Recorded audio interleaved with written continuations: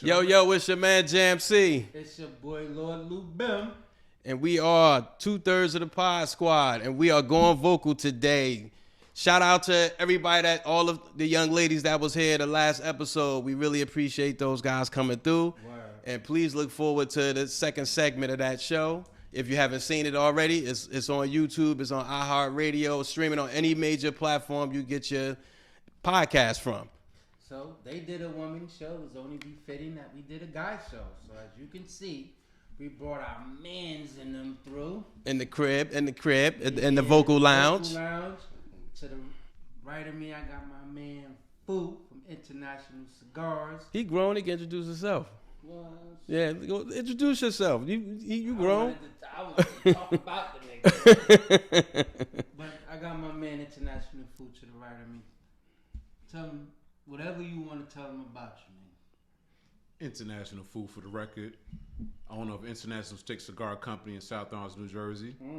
We're here for all your cigar needs. 339 Valley Street, South Orange, New Jersey. We do all events, major or minor. But yeah, we in the cigar business. Black owned in the cigar business. Black owned. Okay, that's what's up. That's what's up. That's me. And to the left of me, we got the young sir. Nah, I want my introduction. Oh, you want your introduction? Okay. The good brother Ahmed, king of what I do. Just kidding. Yeah, it's bad. King of what I do is a clothing line at Kingmedcouture. You can find me on Instagram. 4 Brantford Place, downtown Newark. With a clothing line and apparel. Been doing this for years. Signature t-shirts on sale right now. Check all the platforms: Instagram, Twitter, social media, all social media platforms, Facebook. Ahmed Dowdell. And first and foremost, I want to congratulate you guys on this whole podcast, man. Thank you, sir. Thank you. It's a long road. Thank you. Absolutely. Watch it all the time. If you ain't tuned in, something wrong with you. Yeah. All right. We going vocal. Yeah, we're going vocal, man. All right. That's what's up. Big ups to you and Lou. Thank you. Thank you. Shout out to our girl, Shy Money. Who will be here next week? She ain't on a hiatus, but she around somewhere. She lurking. She vocal lounge. Right. She's a vocal lounger. That's what she do. Probably in the bathroom somewhere. She around. Oh yeah, you can follow me on International Stix Cigar Company on Instagram, Facebook, Twitter, all platforms. So how was your week, Lou Bam? My week was pretty good. We coming close to this dreadful holiday. I was just sharing with some people earlier that my daughter sent me a list. She's 12 years old, talking about she want perfume and good smelling lotion. My advice to her is stink. I want you to fucking smell good because little boys will like you. Stink, motherfucker. You want to be a stinky girl in mid school. Shit. So This is. Go ahead. that was my. I'm battling with this shit. Yeah. It's hard. Yeah, that's tough. I've been down that road. My week is just a get your shit together moment. So I'm gonna just leave it there till I get to my get your shit together. Cause this is the year I must give these shits out every year. Cause every year this time it always happens. And it just kills me. But you'll hear about it later in my get your shit together. So listen, we consider this what we call it, the Boyz Room. So and a lot has been happening throughout the year. When you look at the climate of where hip hop is, politics, even in our community, respective communities, where the men at? Like where we at with each other? You understand what I'm saying? Like where do we stand with each other? How do we bond? Do we have a meeting room? Like the ladies do, like cocktail and conversations and things like that. Where do we all meet intimately and have like day-to-day conversations? Or are we vulnerable enough that we do have those conversations? You could beat me at International Stix. Meet me here smoking a cigar. Because I know like now cigar lounges are the place to be, and they are places where we do go and we do network.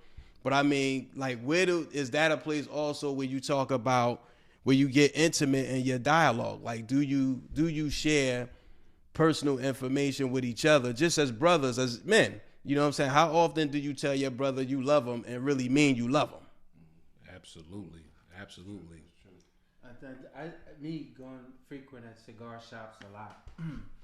I don't get vulnerable in the cigar shop. I mean, I just have casual banter. You know, we can have guy talk where we laughing and we shooting the shit.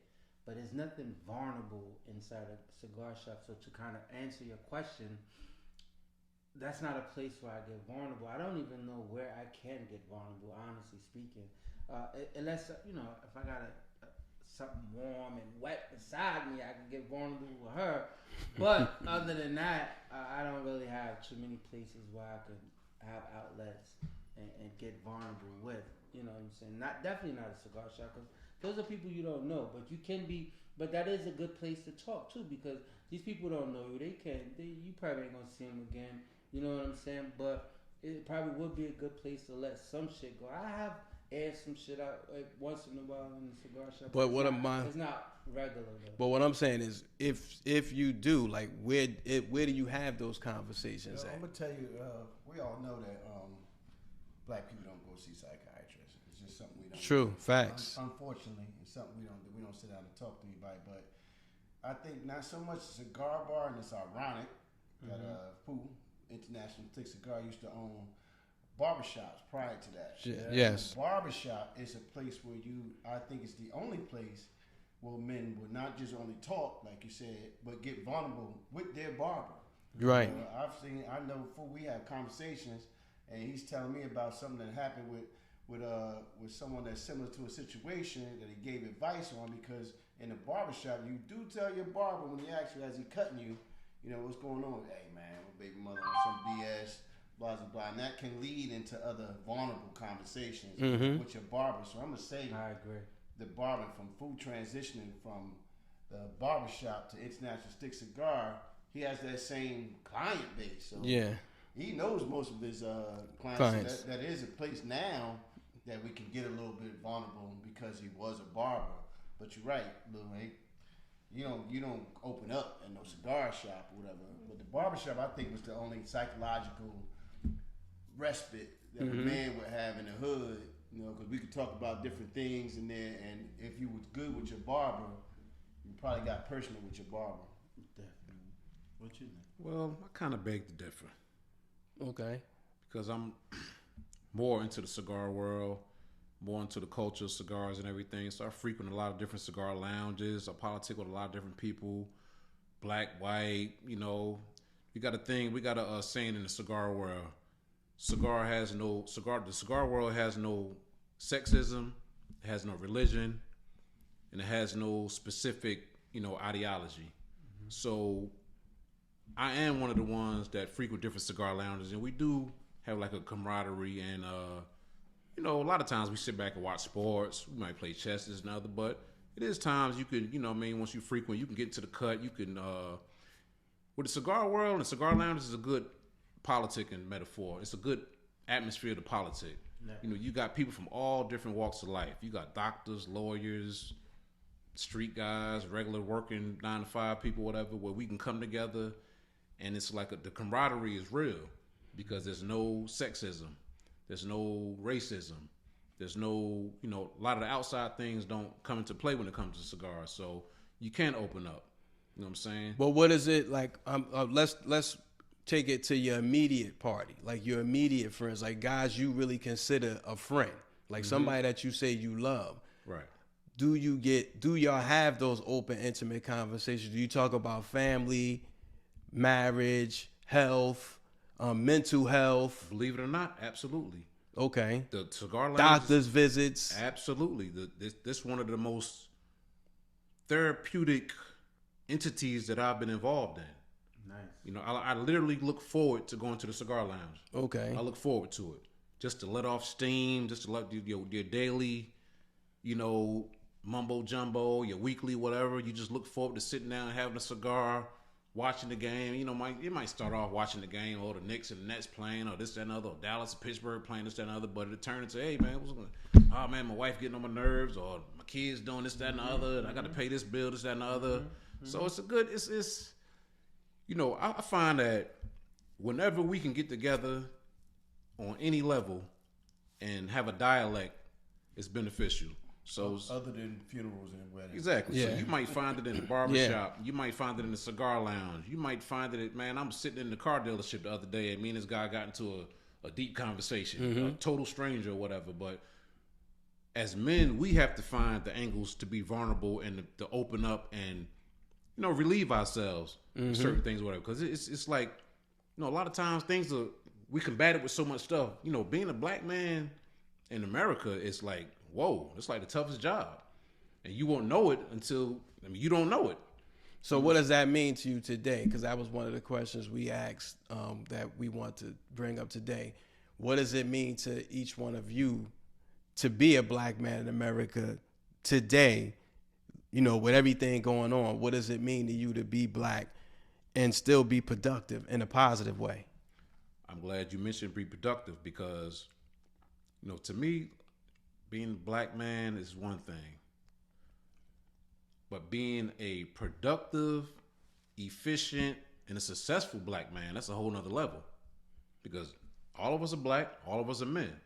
But everybody's not a productive part of society. You know what I mean? Some people are still stuck in certain levels or whatever. We got people from all walks of lives. We got drug dealers, we got regular 9-to-5 cats, we got doctors, lawyers, this, that, and the other. So to maintain your level of productivity in society is a whole nother level. So that's the balance that you have to kind of combat, being a productive and a successful black man. You know what I'm saying? That's the thing we got to communicate on. That's the thing we got to have more open forums of, because we want to be successful.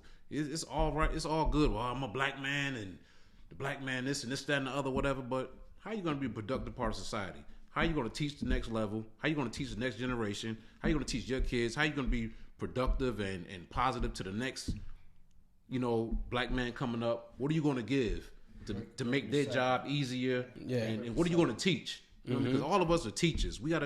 Everything has to be a teaching moment. You know what I'm saying? It's not just, like how we grew up. The old heads just sit around, young blood, you got to do this, you got to do that, you know what I mean? And one of my favorite stories growing up, I can remember walking downtown Newark. You know how downtown Newark used to be back in today, back in the 80s or whatever. So it's a bum on the street, laid out or whatever, feet out, whatever. So me and my mom's walking by, and he had his feet out like in a walkway or whatever. And I'm walking by and I kicked his foot. Like saying, get out the way, like disrespecting him. So my mother stopped me and looked at me like, what are you doing? So, he's just a bum on the street. He all in the way. She said, don't you ever disrespect that man. That man didn't mean to be there. It wasn't his choice to be where he's at. But that's what we miss. That's what's missing now. Well, hold on, not to cut you off, Lil, but to follow that story up, she said, my mother told me, she said, respect is due to a dog. She said, if you saw a pit bull sitting there in the walkway, I bet you wouldn't kick him because you respect that pit bull. You're not going to respect that man? Facts. From that day on, I always learned to respect everybody. That's missing now, though. That's really missing now. I that's the thing that gets me is that somehow that got separated from between that time, I would say from the 90s. When the 90s came in, the respect of just our peers. I can't even say even our elders. It started with our peers and it went to our elders. Definitely. And it became dramatically distant. So now we're in a place where people they only respect you just for a second. I think that if I can answer that question, where we're at, what it is to be a black man in today's society, you ever seen it's a meme that's out where two people are racing. It's a black man and it's a white man. The white man path is clear. The black man has all these obstacles, these hurdles, all these things are in his way, and we got to fight twice as hard to get whatever it is that we want. Because the person that we're racing against, guess what? They're the gatekeeper. Mm-hmm. We got to run it past them to get a little bit. You know what I'm saying? It's always we got to get a little bit from them we got to get a little bit to get an okay from them. I just think about the current state of, Kyrie Irving, and I don't want to go too far into that. But with Kyrie Irving, all this that he has to do to apologize for just posting a video, he never even commented. He never even said if he disliked the video, if he liked the video or not. He just posted it. but as a black man, you know, you have to show that, you know, you need to know your place. And that's something that as a black man, that's difficult to deal with on a day-to-day basis without getting your head busted in, without going to jail every day, without leaving your family. It's hard. And then you kind of like, you get the thing was though, all right, they gave me a few scraps off the table. You understand what I'm saying? Let me just take this and shut up and be quiet. You understand what I'm saying? Unlike you two guys, you guys are business owners. You know what I'm saying? So you guys can pave the way for whatever it is that you want to do. But I'm pretty sure, and you, especially in its field as well as yours, in the cigar field where it's predominantly white people, you gotta go through them to get those accounts. You gotta go through them to get those things approved. Even in the fashion industry, you gotta go through the Donna Karens and what's Versace's sister name and all that. Gotta go through all them to get this shit done. You understand what I'm saying? So it's the fight is twice as hard as a black man. And to piggyback off what you said is that, you know, when cats is in different platforms, like say Kyrie for instance, you got to worry about your bag, so you can't be as vocal as the next man or whatever. Like I know everything Kyrie is saying. He might not be articulating it the right way because I believe what he's saying. I'm you know, I'm in that realm it's common knowledge to where we grew up, where we know certain historical things. We know the original Jews were black. We know certain things or whatever. But with the platform and the money he's making, he can't say certain things because of the powers that be. But he didn't say nothing. No, he didn't. No, well, we talking about the video, but when he got to the interview part afterwards, he was like, I can't be anti-Semitic. I can't be anti-Semitic.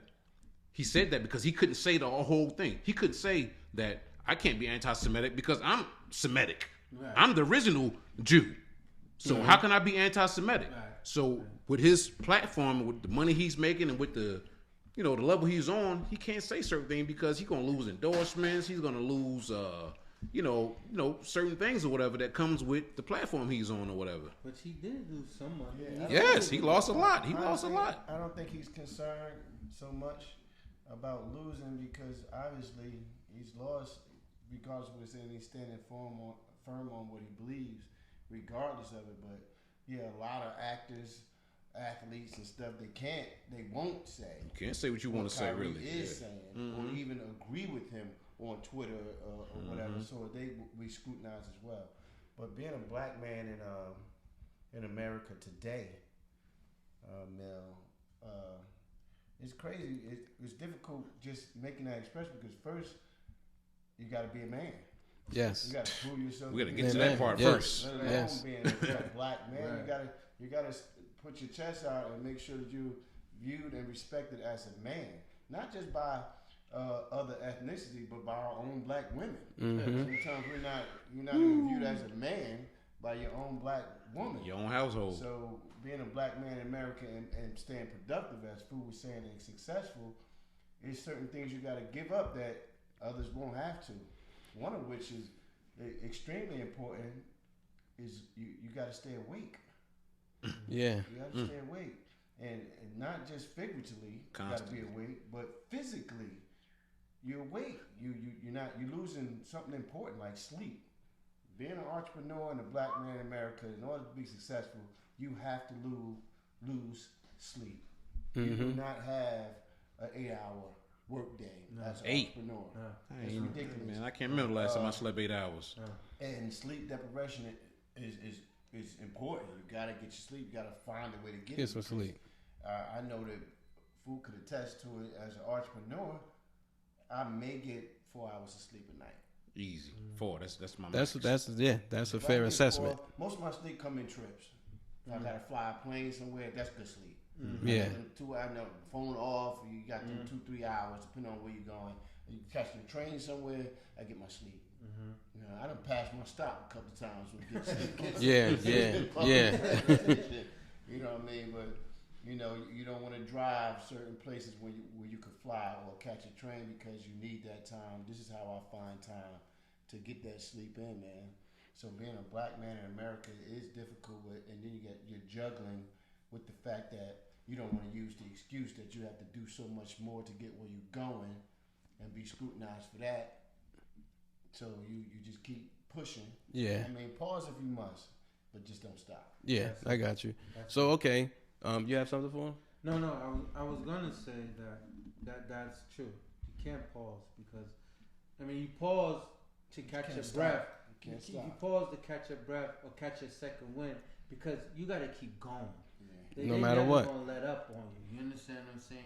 And if it ain't just trying to be successful and making money, then you gotta worry about law enforcement, about getting pulled over. Yeah. You gotta worry about what you say in public to certain people. And not for nothing, not to cut you off too. We got to be a black man all the time. Yeah. Yeah, you can't turn that off. Check it. You got to be a black man at work. Right. You got to be a black man at home. Right. Yeah, you remember You got to be a black man in the grocery store. You got Paul Mooney. I refer to this when we have those kind of conversations. Paul Mooney made a joke, and excuse me if I paraphrase it wrong, but basically, the little kid. Yeah, I know that. Party. You Yeah, I know that. At a little birthday party, they got him a chocolate cake. Mm-hmm. Birthday. So when they turned it back, he took the chocolate, rubbed it all over his face, like, look at me, Mom, I'm black. And she slapped him. Don't ever do that. Don't ever do that. Go tell your father what you did. Go to his father. Father, look, Dad, that sounds like pop, pop, pop, pow. Don't ever do that. It's disrespect. Don't do that. Go to his grandfather. His grandfather, like, oh, what are you doing, man? Pop him again. Like, well, why would you do something like that? Like, hey, man, I'm not doing it no more. Listen. I understand how it is, man. I've been black for 5 minutes. And I hate you white people. Yeah. Mm-hmm. Mm-hmm. So you mentioned, like, you made something that was real interesting. When you said have us being black men getting respect from our women, our black women. Why do you think that is difficult for us? And is black your preference? As for a woman? Yes, yes. I mean, like, the first part question is, why do you think we have, as black men, why do you think we have such a hard time getting the respect from our black women? Do you think it's, well, I'll let you answer that first before I go into any. And that question is to the whole table. Okay. Or why do we have a hard time getting respect from our black women? Well, first I'm going to say, of course, the black woman is my preference by far. Not naturally about what you used to, because I didn't know that in the beginning, but it was what you were accustomed to. It was your area where you grew up, what you saw, what you were programmed to see. But you mostly saw white women on TV and whatnot. There wasn't too many positive black roles, but the black woman is basically the matriarch of the family in which we grew up. So. So a black woman, a strong black woman, I just feel it's a difficult time, a difficult way for us to get our respect from a woke black woman. I put it that way because some women are awake, some women haven't had that. I don't know.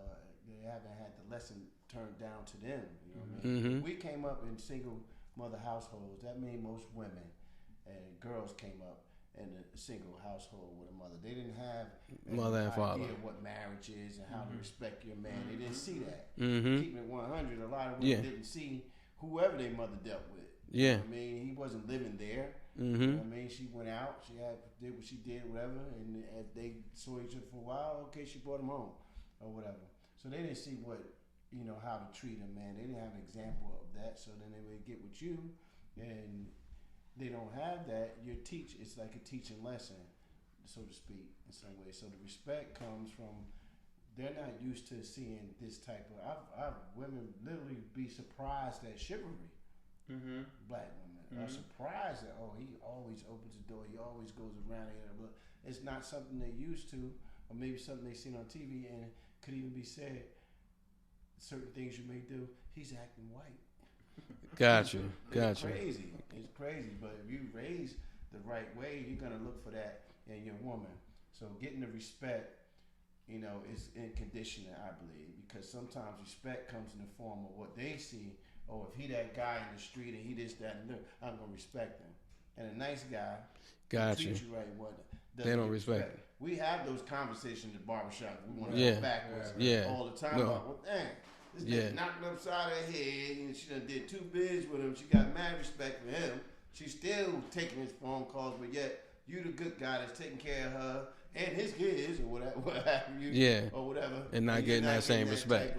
Type of respect. It's reverse I think psychology, some yeah. things in conditioning, you know, when women have young children, they tell them, the little guy, oh, look at him, he gonna have all the girls. He gonna look. My baby gonna have mad girl. He gonna have to choose what he want. It's almost like you're not teaching him how to respect a woman.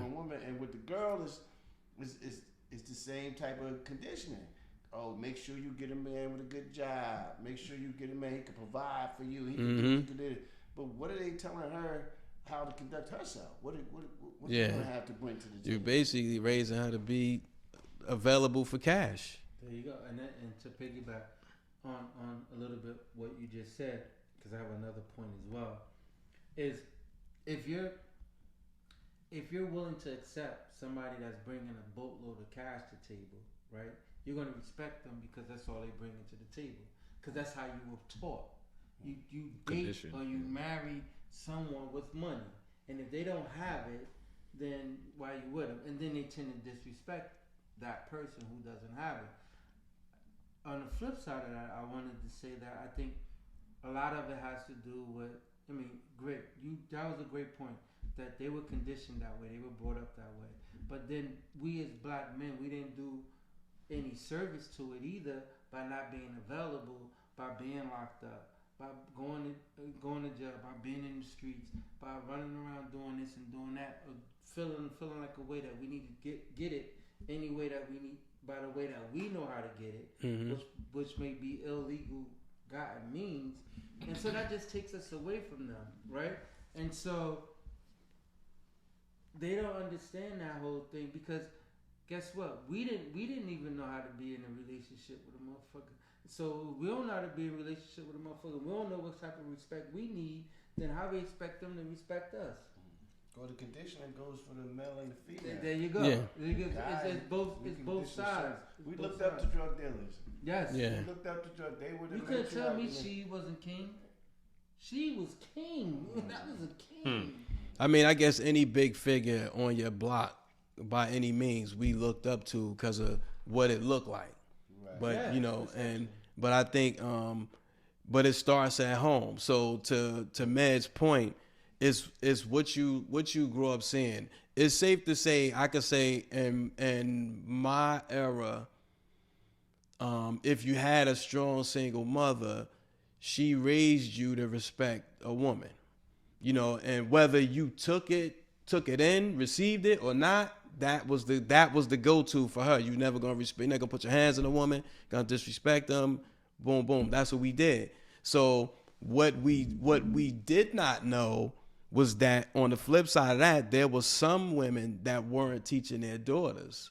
They were teaching them, get whatever you could get from them. You know what I'm saying? He's supposed to do this. He's supposed to do that. So they came with the mindset like you're supposed to. So even if you didn't have, if you just had good conversation, which really should be credited to this day because we don't talk. You know what I'm saying? So if you had good conversation, a lot of females wasn't beat. It was more or less what you driving, what you got on your feet. More importantly, what you driving and what you got on. Yeah, so it wasn't, so that's why a lot of guys now, when they circle back in life and they come down from that street high, they can't converse with girls unless it's through text messaging. Meanwhile, back at the ranch, people who talk, they had conversation. I also think too, let me swing back a little bit if I can, is that regardless of what, it's all about your inner self, right? Who you are as a person, who you believe you are as an individual, who you are, knowing that who you are as a man, right? And if you were a single parent household, how was that taught that what man should be like? Because mom can't teach. Because I've been with women that was single parent moms, and they're raising boys, right? And I hear her say, "Well, if you finish peeing, wipe your pee off with some tissue." A man ain't gonna teach his kid that. Just shake that motherfucker, put him in your drawers and get the fuck out the bathroom. Wipe it with some tissue. Hey, what do you mean? Wiping that with no goddamn tissue? That's a whole nother show, man. Where a woman can teach a young man how to be a man, or vice versa. I mean, I couldn't teach my daughter. I can give her the basic fundamentals, but I can't teach her how to be a productive woman. No, not at all. And a woman cannot teach a young man as a single mom how to conduct herself as a man. She can give him the basic fundamentals, but she's not a man. How can you teach something that you don't have a concept of? You have life experiences through different men, right? You know, but you can't teach him how to stand on his own tube the way he should. You could teach him chivalry and things of that nature, but it's tough to be a black man out here, and it's like no other thing. I don't use it as an excuse, but I'm awake. It's there.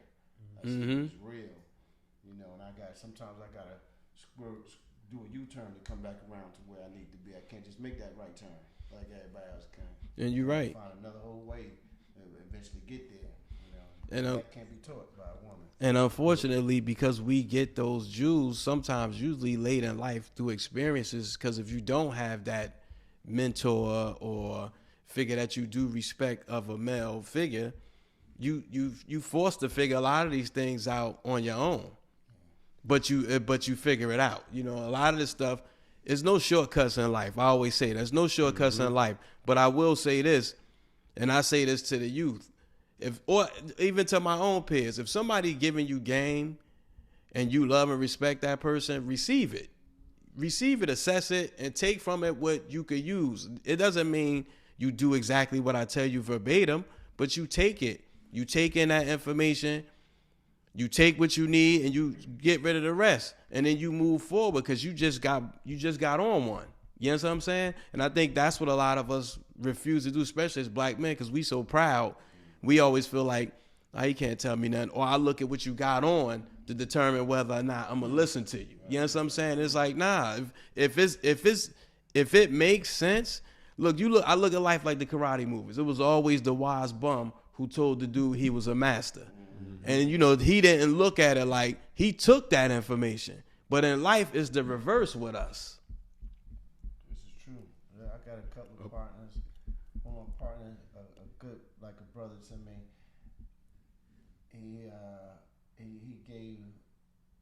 He made a statement and said, at this point in the game, at this age that we are, it should be easy selling. You shouldn't have no stress. You know, you like 45, 50 plus, you shouldn't have no stress at this point. This should be easy selling. So the woman that you with has to compliment that and be on that same page, or you're doing something wrong. Because at this point, with your life experiences, it should be doing what you want to do, easy selling. My kids are grown. They on the right path now and whatnot. So now is your time to should be. You have to have a woman that's on that same page and has that same ambition. There's no time to be teaching at this point. You know, you taught, yeah. At this point now, you can't be teaching someone where we're gonna go and how we got to work to meet these goals together. It's not something that should be teaching at this point. That's something you come up doing. Yeah. 30s or whatever. You should, yeah. You should. We should. That's that fool. I want to say this, and I definitely appreciate and agree with everything y'all said, but there's one area we didn't touch. This was systematically set in place. Everything we're talking about was systematically set in place. What I mean by systematically set in place with the black family structure, this was done since slavery. Okay? Like they teach us about the slave makers, but they don't teach us about the slave breakers. Okay? So when we were brought over here from slavery, okay, we got these buck strong ass niggas. They not bowing down to these white dudes just like that or whatever.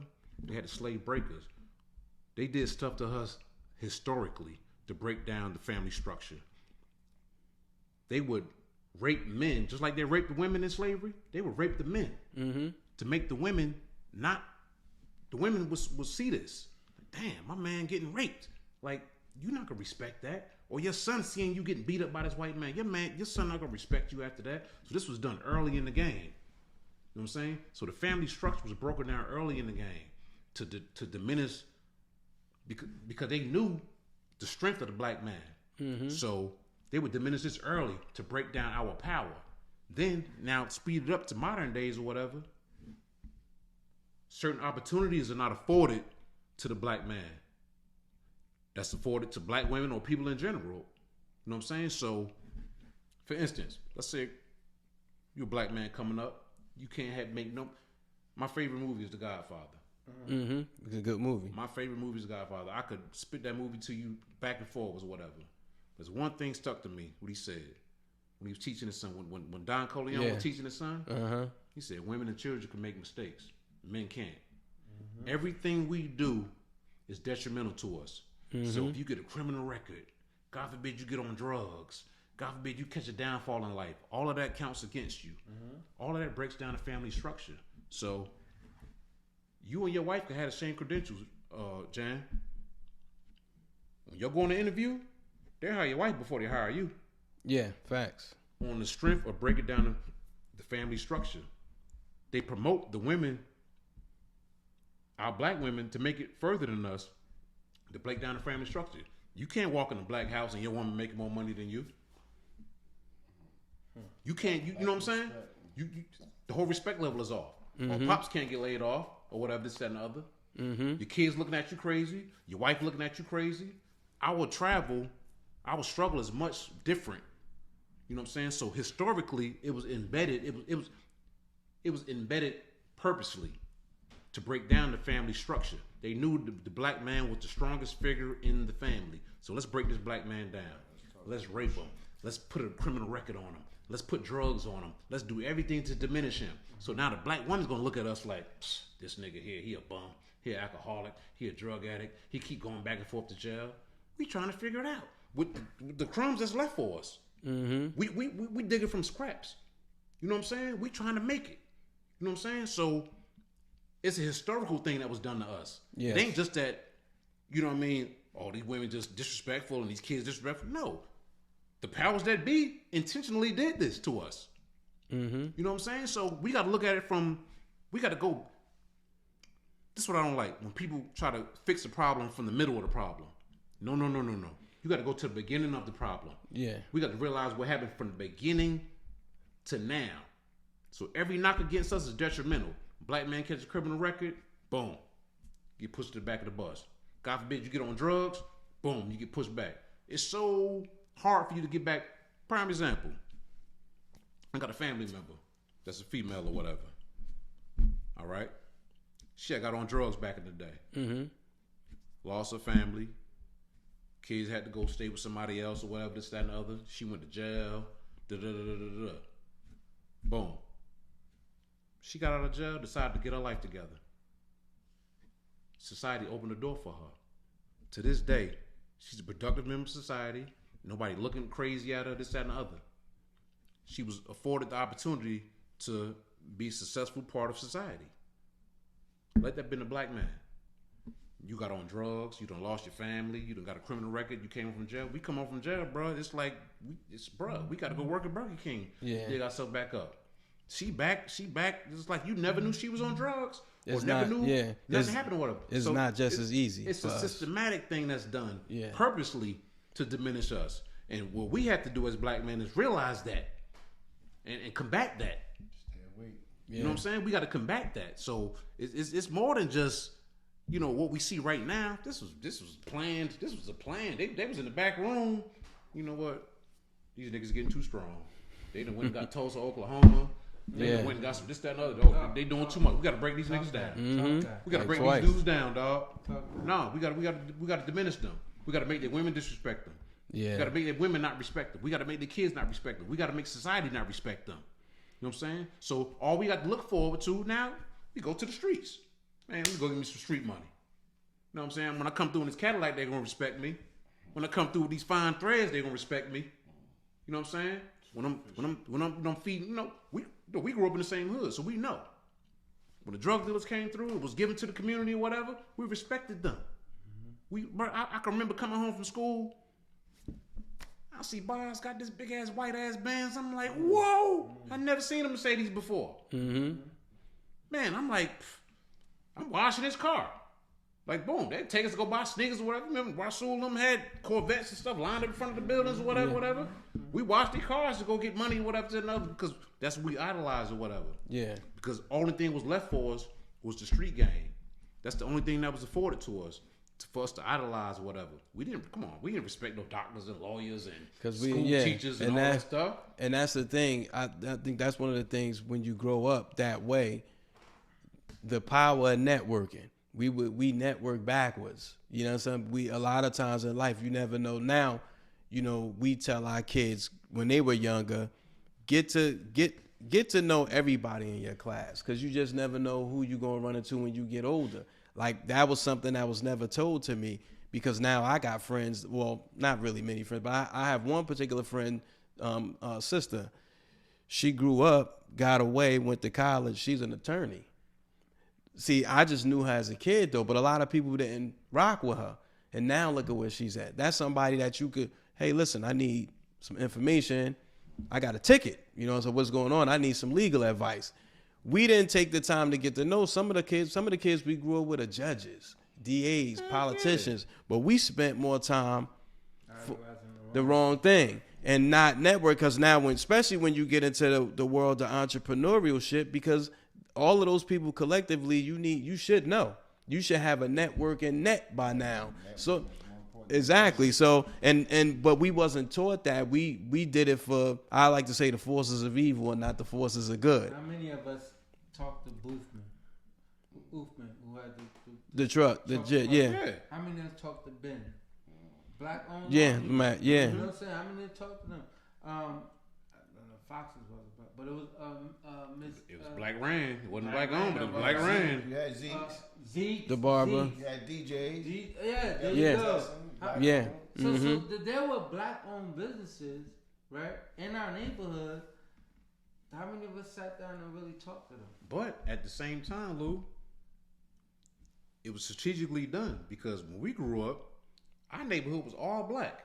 I can remember, I got an aunt that moved from Jersey back in the day in the 80s. She moved to Seattle. She married this guy, moved to Seattle, Washington. So I would go spend summers out there, whatever. It was like culture shock. Definitely. It was white people and got my little cousin. He's like, I ain't never been with a black girl. All my girlfriends was white. I'm like, what ain't wrong with you? You know what I'm saying? But to bring it in, it was like a culture shock for me to see that. But in our neighborhood, it wasn't. I don't want to lose my train of thought. But what happened was certain things just wasn't afforded to us. Certain information wasn't afforded to us. Yeah, money is information. Yeah, that's really all it is. Life experiences. Yeah, just certain things just wasn't afforded to us. Yeah. Like you think about all those businesses that I just named, they were black owned, but they weren't appealing to us. No. What was appealing to us was Boz, She. And but you know the crazy part. But the crazy part was if people don't pay, if they pay attention, though, I think about it now. Ben had a Mercedes. He had a convertible. But we never. But by that time, we was focused on this, and we couldn't see. Another thing too, though. That too. Another thing too. The quality of information wasn't afforded to us. Yeah, absolutely. We grew up. I figure our parents grew up kind of in like a hush hush mode. Like they give you a little something, just hush up, be happy. You know what I'm saying? Like we growing up, all we saw was black. Mentality. That's what I'm saying. The difference when I used to go out to Seattle and see that, and from here I'm like, my whole hood is black. I don't know nothing about white people. I don't know nothing about white this, that, and other. The police was white. The police was black. The school teachers was black. The store owners was black. That's all we knew. But they pushed that out. You can ride through Newark right now, bro. You can count the black businesses on one hand. Mm-hmm. Bro, I'm a barber. I'm a barber by trade and by nature. I've been cutting hair 30 years. Bro, you can't find bro, they done took over the barber shops. Yeah. Yeah.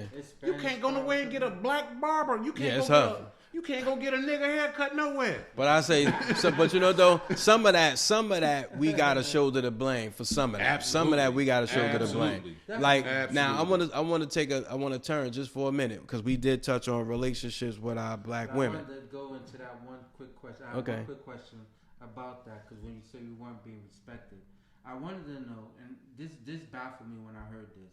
Have you ever heard a woman tell you sorry? Yeah. I'm gonna touch it. Just the fact that we gotta think about that says volumes, speak volumes. Yeah. Yeah. She told me does. sorry, but it was way later. But It not was in way, the moment. it wasn't right there. No, It was no. way. You know what, babe? Last month when you said you was right, or remember last year when you said you was right. Never, My never. bad about that, but never right there and there. Well, at least you got it. At least you got that, because some people don't get that. Yeah, by then. You ever had somebody tell you sorry? Yeah, it's crazy. I mean, it's okay. I mean, those that happen. It just it may not happen in the heat of the moment, Nah, Never. but you know. But at least if you get that, because some people don't get that. Hold that shit to the Yeah, death. to the death. Yeah, To the death. Yeah. Dead ass. Man. So now let me ask you guys this: can we communicate, like just as men? Can we communicate with each other without it turning violent?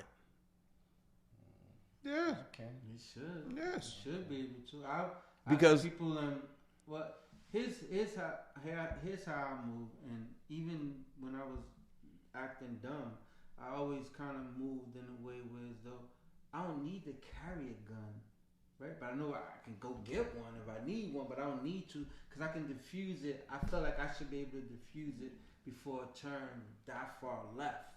You understand what I'm saying?